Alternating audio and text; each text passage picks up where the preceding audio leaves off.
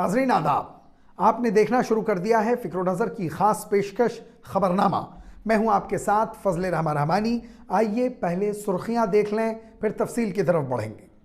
Uttar Pradesh assembly इंतखाबात के चौथे मरहले के तहत 9 अजला में बुध के रोज़ पोलिंग हुई, जिसमें लखनऊ, पीलीभीत, लखीमपुर, सीतापुर, हरदोई, उन्नाव, रायबरेली, बांदा और फतेहपुर शामिल हैं।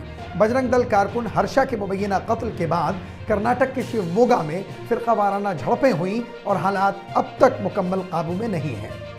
बिहार के जिला बेगूसराय में बरोज़ सोमवार एक लड़की को बैंक में पैसे निकालने के लिए हिजाब उतारने को कहा गया, जिसका वीडियो सोशल मीडिया पर वायरल हो रहा है। बताया जा रहा है कि कर्नाटक का हिजाब तनाज़ो बिहार पहुंच गया।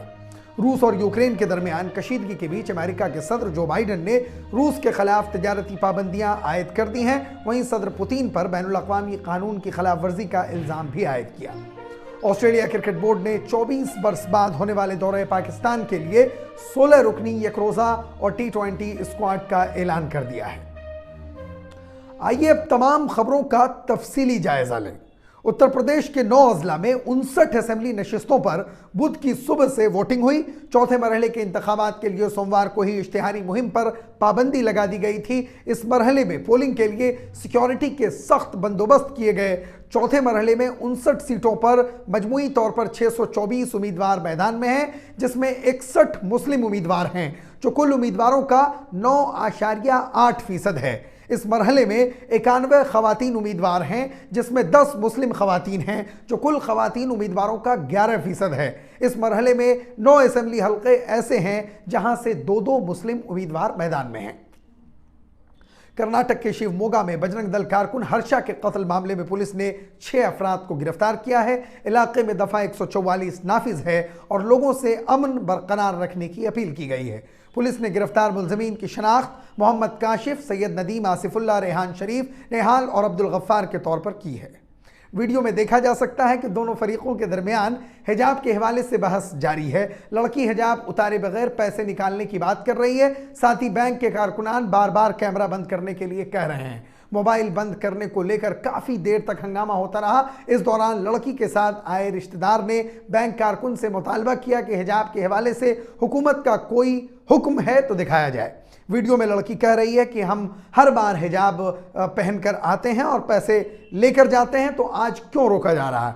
लड़की के रिश्तेदार ने कहा कि यहाँ तो ऐसा कुछ नहीं था, अब कर्नाटक का तनाज़ो बिहार लाया जा रहा है। वहीं इस मामले में यूको बैंक ने अपने ऑफिशियल ट्विटर हैंडल से इस वाक़े पर एक बयान दिया है। बैंक शहरियों के मजहबी जज्बात का एहतराम करता है और अपने मुअज़्ज़ज़ सारिफीन के साथ ज़ात पात या मज़हब की बुनियाद पर कोई इम्तियाज़ नहीं बरतता है। बैंक इस मामले पर हक़ाइक़ की तस्दीक कर रहा है। ये बयान बैंक की जानिब से सामने आया।